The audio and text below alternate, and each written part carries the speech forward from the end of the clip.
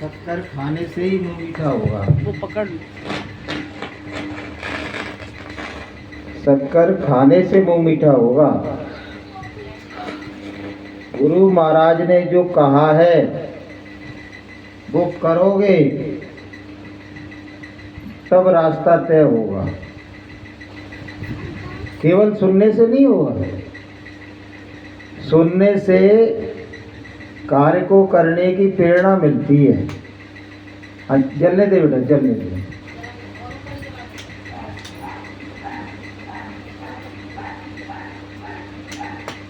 सुनकर कार्य किया जाता है। गुरु महाराज ने हमको अपने घर जाने का रास्ता बता दिया, भेद बता दिया, स्टेशन बता दिए, मंजिल बता दी, सीढ़ी दर सीढ़ी, पौड़ी दर पौड़ी, हमको कैसे अपने घर जाना है। लेकिन हम तो यहीं उलझे हुए हैं। गुरु महाराज कहते हैं माया का असली रूप तो ऊपर है, ये तो माया का नकली रूप है, माया की छाया है जो कि घृणित है, घिनौना है। संसार क्या है? इसको मिनी नरक कहो तो कम पड़ता है, बदबू से भरा हुआ।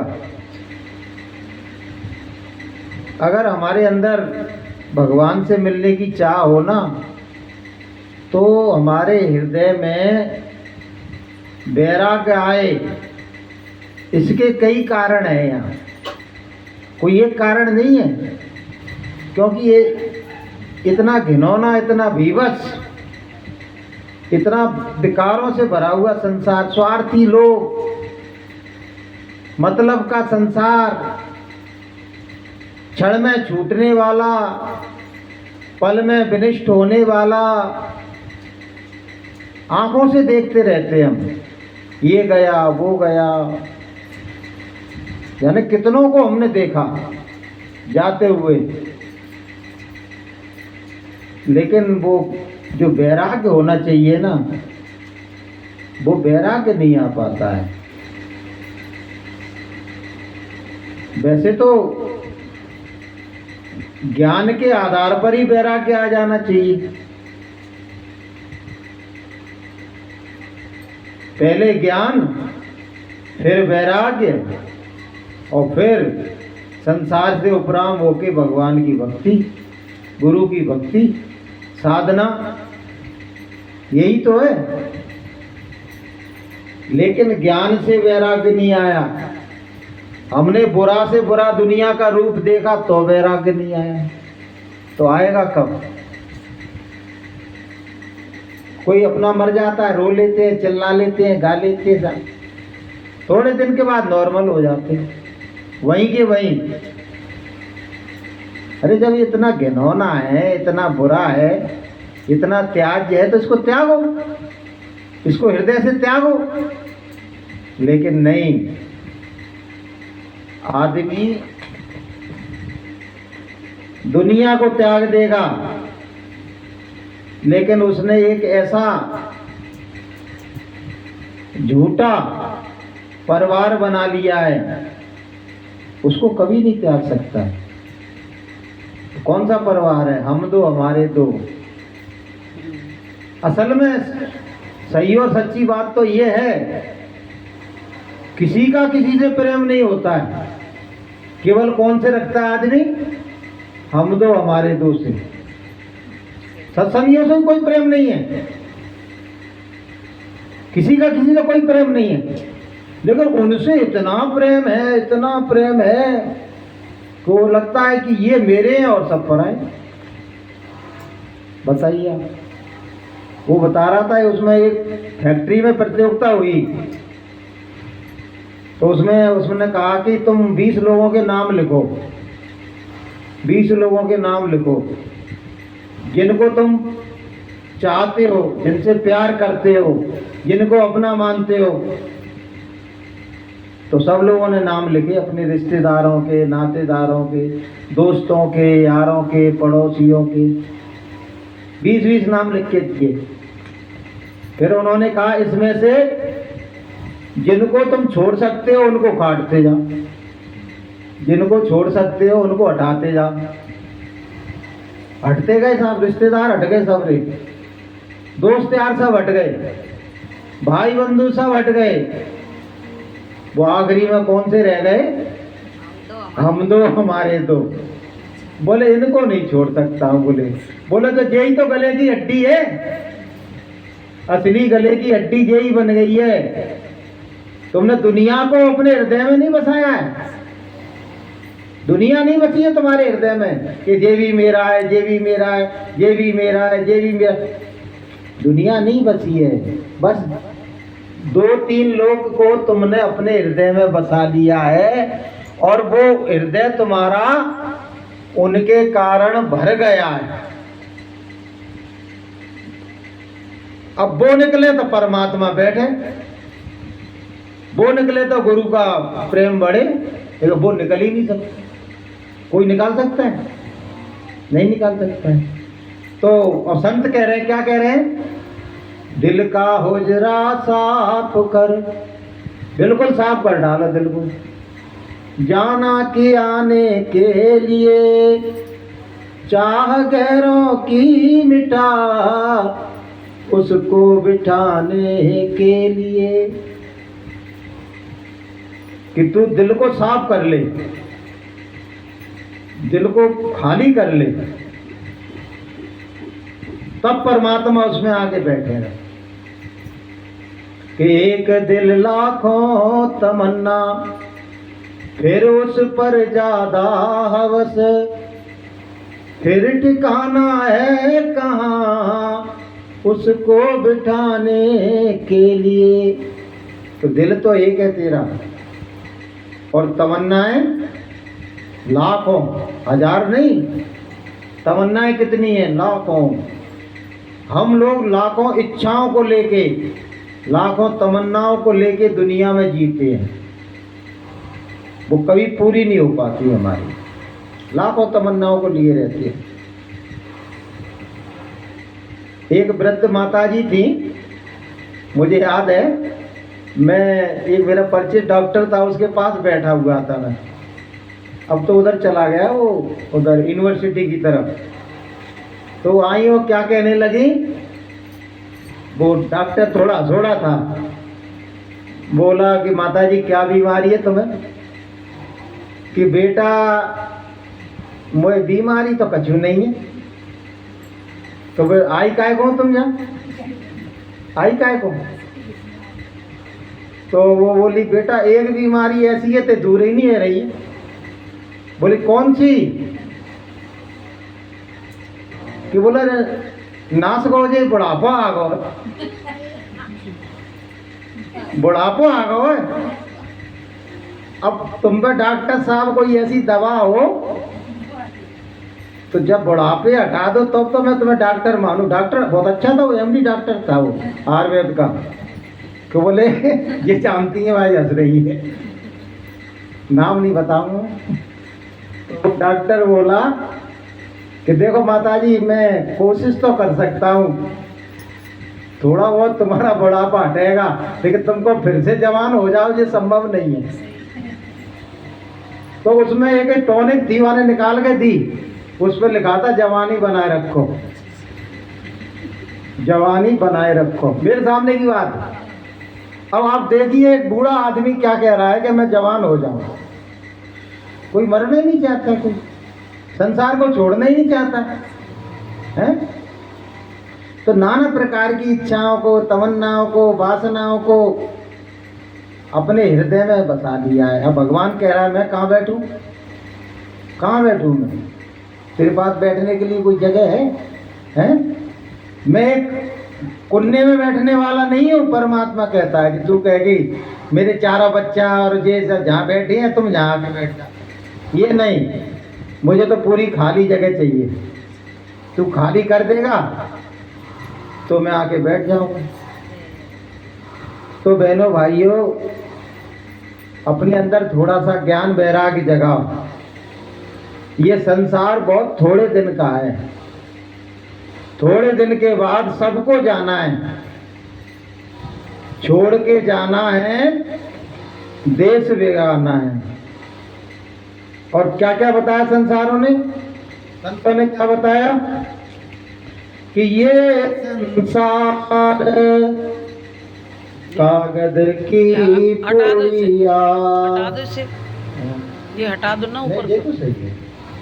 ये संसार कागज की पुड़िया, बूंद गिरे गल जाना है, रहना नहीं देश बिगाना है, ना नहीं देश बिगाना है।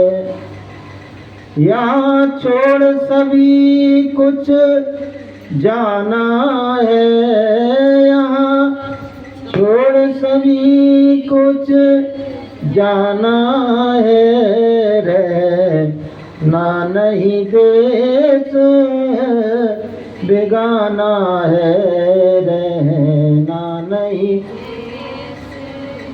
फिर क्या कहा, कागज की पुड़िया होती है ना, पानी गिरा उस पर और गल गई, खत्म, और पुड़िया मुड़िया कछु नहीं बची, वो उसका पुड़िया रूप खत्म हो गया। फिर क्या बताया, ये संसार झाड़ और झांकर, ये संसार झाड़ और झांकर, उलझ पुलझ मर जाना है, उलझ पुलझ मर जाना है, रहना नहीं देश बिगाना है, रहना नहीं देश बिगाना है।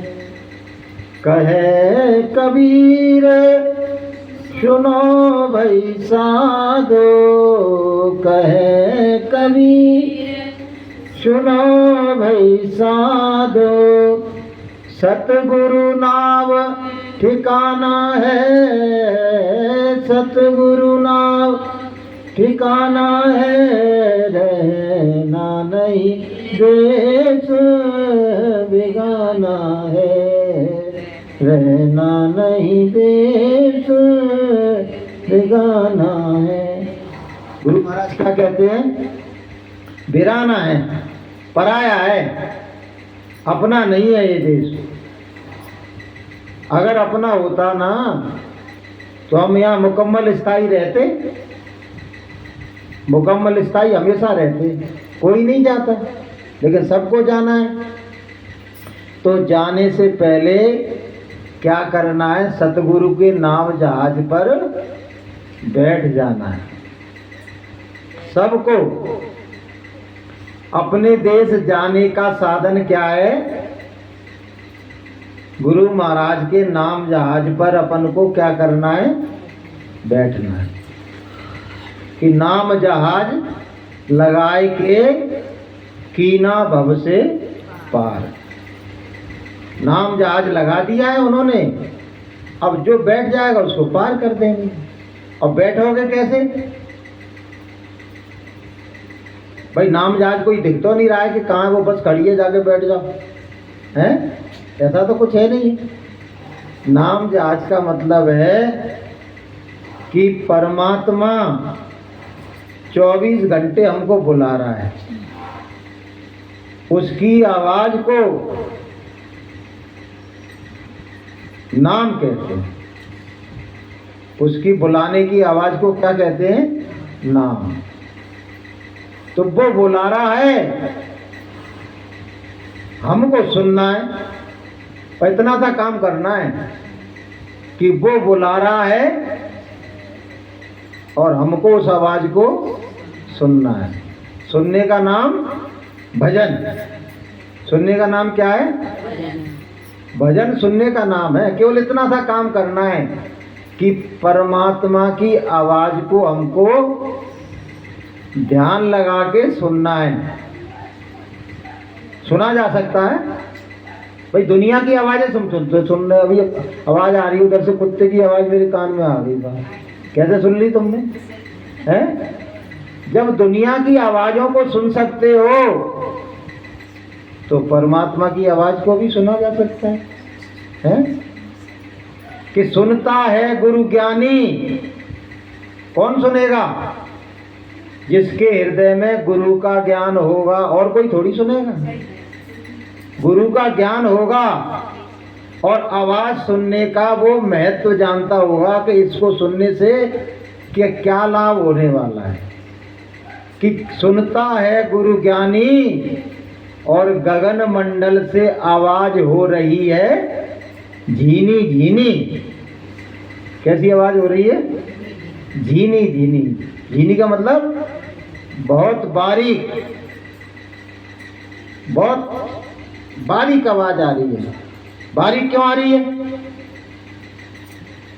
परमात्मा का घर बहुत दूर है, वो आवाज बहुत दूर से आ रही है, तो आते आते आते आते कैसी हो जाती है?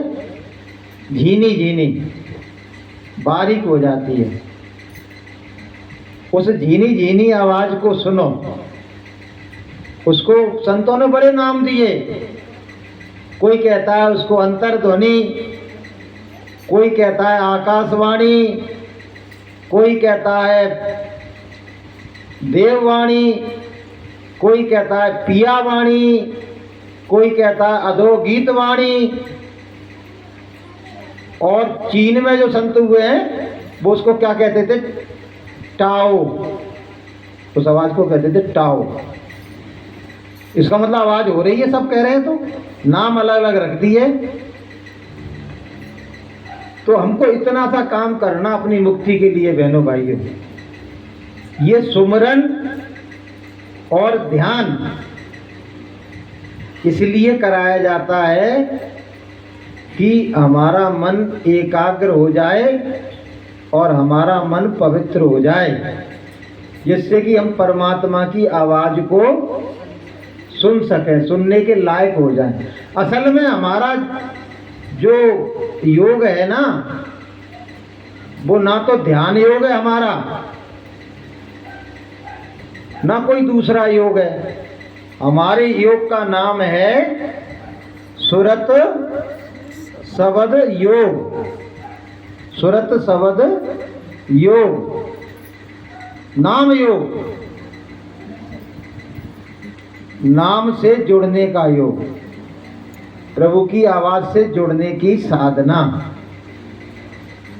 तो बहनों भाइयों, उस साधना को अभी करोगे तो देखो उधर से कोई घूम घूम की आवाज आ रही है, कुछ भी हो आवाज तो आ रही है, कुछ भी चल रहा हो, आवाज की बात कह रहा हूं, आ रही है ना। तो दिन में करोगे तो दुनिया की आवाजें तुमको डिस्टर्ब करेंगी, दुनिया की आवाज। तो उसको कब करना है? उस योग की साधना कब करना है? जब सारी दुनिया सो रही हो। सारी दुनिया सो रही हो, तू जाग जा। उसमें बता रहे कि 3 बजते ही परमात्मा और गुरुदेव सौगातों की डलिया लेके, सौगातों की डलिया लेके निकल पड़ते हैं कि कौन मेरा बंदा है जो मेरे लिए जाग रहा है और मेरे लिए जो साधना कर रहा है। और वो डलिया उसी के ऊपर उड़ेल दी जाती है सौगातों की, जो उनको साधना करता हुआ मिलता है। तो बोलिए प्रेम से, नहीं तो भैया तुम भी सो रहे हो और दुनिया भी सो रही है, तो सौगात किसको मिलेगी? हैं?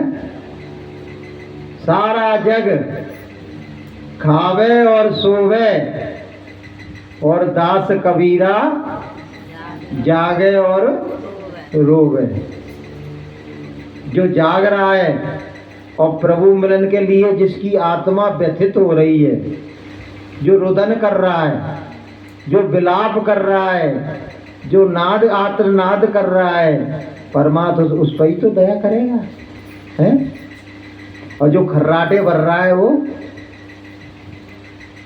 तो खर्राटे भर रहा है, वो तो उस पर क्या दया होगी? तो बहनों भाइयों, ये करनी का मार्ग है, ना ही बुद्धि विचार। कथनी छोड़ करनी करो तब पावो कछु सार। जो करेगा उसको मिलेगा, ये बात पक्की है। ऐसा हो नहीं सकता कि कोई घाट पर बैठता है और उस पर दया ना हो, ऐसा नहीं हो सकता है। कोई भी नहीं कह सकता ऐसी बात कि मैं घाट पर बैठता हूं और मुझ पर दया नहीं होती है। घाट पर तो बैठो, पहले घाट पर बैठ के बाट जो।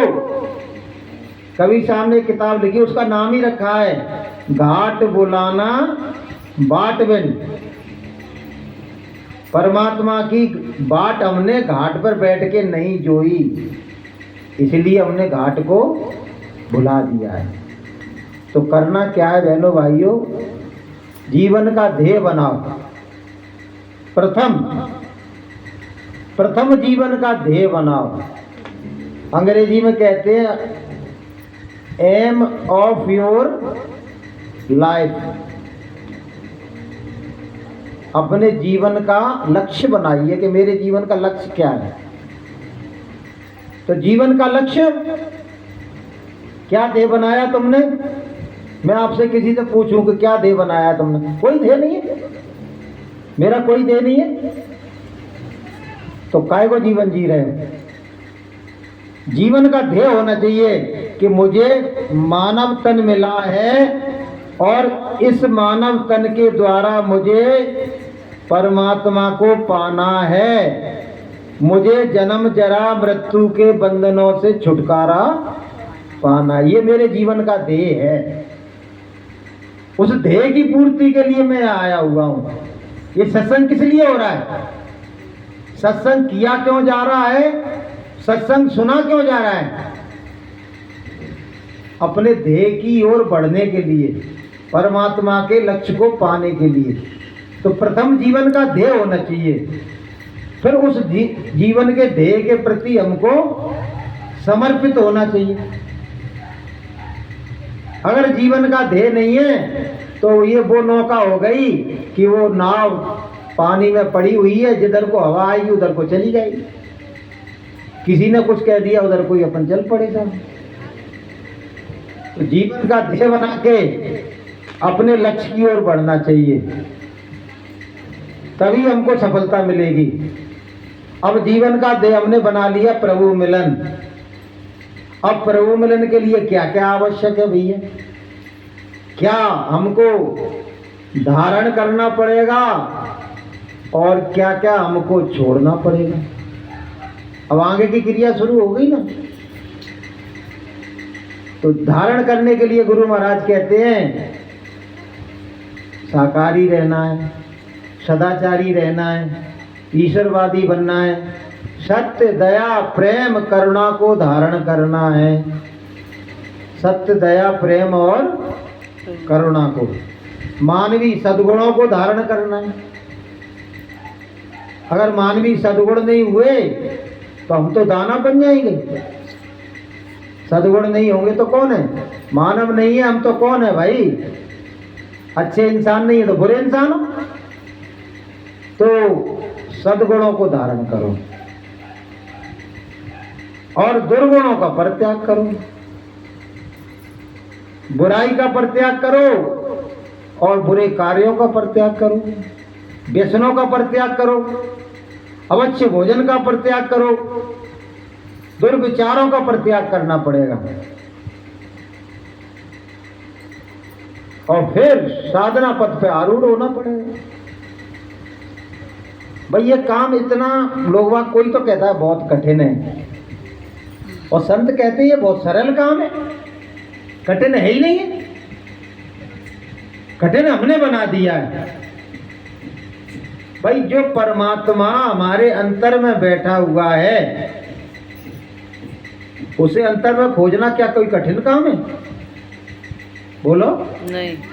अंतर में बैठा है, अंतर में खोजना है? कबीर साहब तो कहते हैं कि मुझे तो बड़ी हंसी आती है, हंसी आती है बोले कि कोई मछली पानी में रह के प्यासी कैसे रह सकती है? ये कैसे संभव हो सकता है कि पानी में है और प्यासी है? कि पानी में मीन प्यासी रे मोए, सुन सुन आवत हाथी रे। पानी में मीन प्यासी रे मोए, सुन सुन आवत हाथी रे। है हाजिर तोए दूर दिखावे, है हाजिर तोए दूर दिखावे।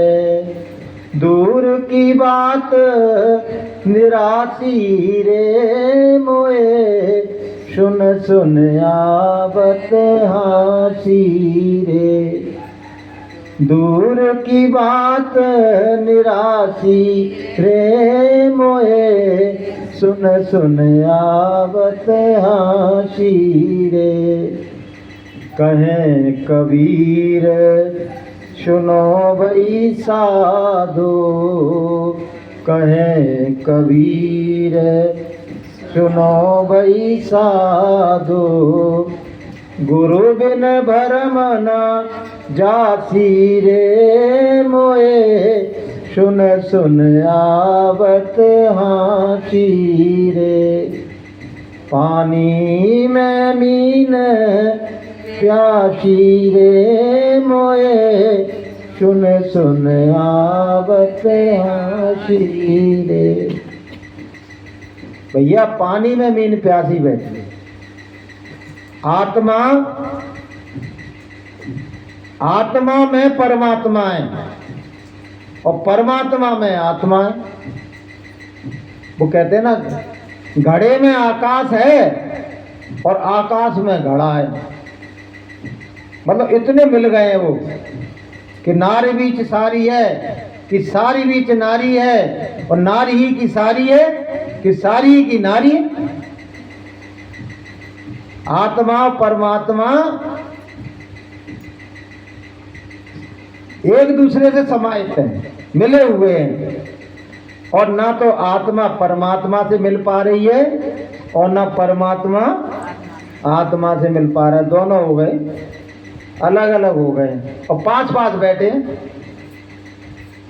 पास पास हैं और वो कैसे गए? दूर दूर हो गए। हंसी की बात है कि नहीं है? कोई हम आमने सामने बैठे हैं और जी हमें नहीं देखे, हमें नहीं देखे। एक बार क्या हुआ, गुरु महाराज मंच पे बैठे, ठंडों का महीना था, तो एकदम बड़ी जोर का वहां कोहरा आया। अब गुरु महाराज पास में ही बैठे और ऐसा कोहरा आया कि ना गुरु महाराज हमको देख रहे, ना हम गुरु महाराज देख पा रहे। तो क्या हुआ, दीवाल आ गई है, कर्मों की दीवाल आ गई, कर्मों की गंदगी आ गई। इसलिए आत्मा परमात्मा को नहीं देख पा रही है और परमात्मा आत्मा से दूर हो गया है। ना वो मुझसे जुदा था, संत कह रहे हैं, ना वो मुझसे जुदा था और ना मैं उससे दूर था। और नजरों से जुदा था तो नजरों का कसूर था। नजरों से जुदा हो गया है वो, है तो हाजिर, है हाजिर तो दूर दिखावे, दूर की बात निराशी। अरे परमात्मा हाजिर, परमात्मा का एक नाम क्या है पता है? हाजिर नाजिर, हाजिर नाजिर। कि मेरी ओर निहारो दीनानाथ। मीराबाई कह रही हैं, मेरी ओर निहारो दीनानाथ, मैं हाजिर नाजिर कब से खड़ी। मेरी ओर निहारो दीनानाथ, मैं हाजिर नाजिर कब से खड़ी। मैं हाजिर नाजिर कब से खड़ी। तो हाजिर नाजिर, तो जो परमात्मा इतने नजदीक है और हम क्या कहते हैं, पता नहीं मिलेगा कि नहीं मिलेगा, इस जन्म में मिलेगा कि नहीं मिलेगा, अगले जन्म में मिलेगा कि नहीं मिलेगा। अरे भैया, परमात्मा गए ही कहाँ हैं। परमात्मा तो स्वयं कहाँ कह रहा है कि मोको कहाँ ढूंढे रे बंदे, मैं तो तेरे पास। जैसे मृगा नाभि कस्तूरी, बन बन फिरत उदास, मोको कहाँ ढूंढे रे बंदे, मैं तो तेरे पास। परमात्मा हमारे अंतर में बैठा हुआ है और हम उसको कहाँ ढूंढ रहे हैं। जिसके पास गुरु का ज्ञान नहीं है, अपन तो ज्ञानी है ना। अगर गुरु के ज्ञान को हृदय में धारण कर लिया है तो ज्ञानी हो, और नहीं तो ज्ञान को धारण करके भी हम भटक रहे हैं। कि कोई दौड़े द्वारका और कोई काशी जाए, और मूर्ख लोग जाने नहीं साहिब घट ही माए। अच्छा, ऐसे कितने सत्संगी यहाँ जितने भी बैठे हैं जो अपने अंतर के अलावा कहीं परमात्मा को नहीं खोजते हैं, नहीं ढूंढते हैं, नहीं जाते हैं परमात्मा से मिलने। कोई है ऐसा? बोलो, जहाँ में द्वैत ना हो कि मैं तो अपने अंतर में ही खोजूंगा, बाहर नहीं ढूंढूंगा, क्योंकि मेरे गुरुदेव ने कहा है कि वो अंतर में बैठे हुए हैं। ऐसा कोई दृढ़ निश्चयी हाथ उठाओ, कितने लोग हैं ऐसे? अब सब पूरे उठ जाएंगे, एक को नहीं बचे हो। अब एक को नहीं बचे हो।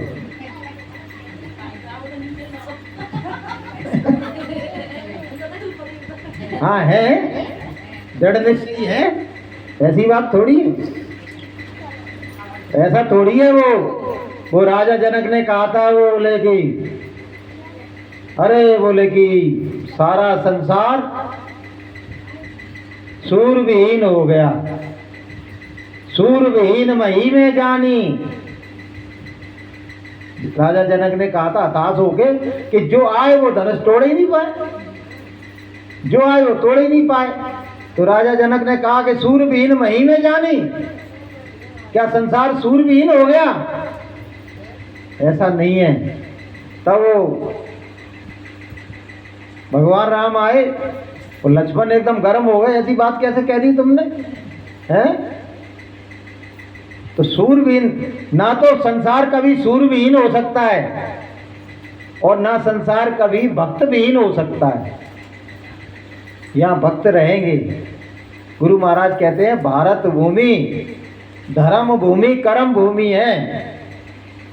इसकी धर्म की जड़ पाताल में होती है।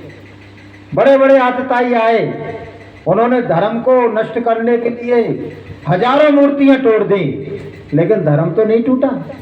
लोगों के हृदय में धर्म है, उसको कोई निकाल नहीं सकता है।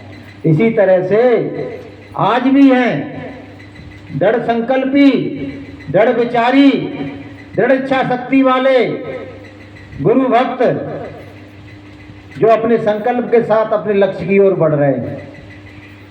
अब नाम लेने से क्या फायदा है? हमारी नजरों में है, लोग कर रहे हैं, वो किसी की तरफ देखते भी नहीं। उनकी दृष्टि में सारा संसार बेगाना है। बस अपने गुरु को उन्होंने सिर पर बैठा लिया है और गुरु के वचनों को हृदय पर बैठा लिया है। ऐसे लोग ही पार होंगे बहनों भाइयों, ये ध्यान रखना। नहीं तो जन्म बीतते जाएंगे, 1 जन्म, 2 जन्म, 3 जन्म, 4 जन्म। अगर गुरु के वचनों पर ही भरोसा नहीं है तो काम कैसे बनेगा? कि गुरु के वचन प्रीत नहीं जेही, और सपने सुलभ सुख नहीं तेही। तो गुरु के वचनों पर प्रीत करो, विश्वास करो, भरोसा कर तू सतगुरु का, तुझे धोखा नहीं होगा, ये जीवन बीत जाएगा, तुझे रोना नहीं होगा। तो गुरु के वचनों, अरे भाई भगवान से ही तो मिलना है। एक बार गुरु महाराज कह रहे कि बच्चों तुमको परमात्मा से ही तो मिलना है, मेरे पास आओ, मैं तुमको परमात्मा से मिला दूंगा। भाई जो जाने सो दे जनाई, जो जानता है वो जना देगा। एक बार कह रहे कि एक किसी बड़े अधिकारी से कोई मिलना चाहता था, अब वहां जाए तो वो उसको चपरासी बाहर ही रोक ले, जाने ही नहीं दे, बहुत देर हो गई उसको। तब एक उससे मिला हुआ आदमी आया, बोले महाराज मुझको उनसे मिलना है, आप मुझे मिलवा सकते? अरे बोले बाएं हाथ का काम, चलो मेरे साथ, चलो, वो तो मेरे मित्र हैं। और गया और जाके सीधा उसके सामने बैठा दिया। तो इसी तरह से गुरु महाराज कहते हैं जो संत होते हैं वो परमात्मा के दरबार के दरवानी होते हैं, नित आते हैं नित जाते हैं। तुमको मिलना है, उनकी संगति कर लो, उनसे प्रेम कर लो, वो तुमको वहां ले जाके खड़ा कर देंगे कि बेही भगवान बेही सतपुरुष, वे सब कुछ के दाता है। सब कुछ है उनके पास, वो भगवान से भी मिला सकते हैं, ईश्वर से भी मिला सकते हैं, ब्रह्म से भी मिला सकते हैं, पार ब्रह्म से मिला सकते हैं, महाकाल से मिला सकते हैं, सतपुरुष से मिला। तो देवी देवताओं से नहीं मिला पाएंगे हैं? जब इतने ऊपर मंडलों में सबसे मिला रहे हैं तो क्या देवी देवता से नहीं मिला पाएंगे? सबसे मिला सकते हैं। कि कमाई से सच्चाई को फुरा ले जिसका जी चाहे, और प्रभु जी घट घट में बैठे हैं, बुला ले जिसका जी चाहे। प्रभु जी घट घट में बैठे हैं, बुला ले जिसका जी चाहे। तो परमात्मा से मिलना है, ये अकाट सत्य नियम है कि आपको परमात्मा से मिलना है तो प्रथम तुमको संतों से मिलना होगा, संतों को अपना बनाना होगा, और गुरु कहें उसको करना होगा, बस तुम्हारा काम हो जाएगा। थोड़े दिन हमको गुरु की आज्ञा का पालन करके जो बताया है उस साधना को विधि विधान से करना है, थोड़े दिन। तो गुरु महाराज से जब मैंने पूछा था ना कि गुरु महाराज सूरत नहीं जाग रही है, क्या करें? तो गुरु महाराज ने कहा शुरू की कठिनाई है, शुरू की, थोड़े दिन तुम मेहनत कर लो और बाद में तो अंतर में रस आने लगेगा, आनंद टपकने लगेगा, प्रेम जागृत हो जाएगा। बाद में तुमसे कोई साधना करने की थोड़ी कहेगा, तुम साधना से उठ ही नहीं पाओगे। जब मन को आनंद मिल जाएगा, मन को मस्ती मिल जाएगी, मन को माधुर्य मिल जाएगा। मन मस्ती के लिए ही तो भटक रहा है, आनंद के लिए ही तो भटक रहा है, उसको मिल गया। गुरु महाराज में एक सत्संग सुनना था आज, तो गुरु महाराज कह रहे कि मन को बस में करने का संसार में बच्चों सिवाय नाम की साधना के कोई दूसरा उपाय नहीं है। नाम के द्वारा मन ऐसे बस में हो जाता है जैसे जो बंदर होता है ना, उसको मदारी अपने बस में कर लेता है नाम के द्वारा। तो बहनों भाइयों, साधना करो, भगवान का भजन करो, भक्ति करो। सत्संग तो आप रोज सुनते ही रहते हो। थोड़ा सा लगन के साथ आप इस तरह का जीवन जियो कि उसमें आपका ब्रह्म मुहूर्त में जागरण शुरू हो जाए, ब्रह्म मुहूर्त की साधना शुरू हो जाए, तब तो कोई बात बने। तो उसके लिए आपको शाम के भोजन पर कंट्रोल करना पड़ेगा। भोजन भी शाम का स्वल्प आहारी होना चाहिए और संयमित जीवन होना चाहिए। और उसके बाद अब बहुत सी माता बहनों को तो वो आजकल उन्होंने भी बड़ा वो कर रखा है कि 3-3 साल एक ही सीरियल चल रहा है साहब, अरे अब इसके बाद क्या होगा, इसके बाद क्या होगा। तो बैठ जाती हैं रोज, वो बाका टाइम ही है साहब 10 से 11।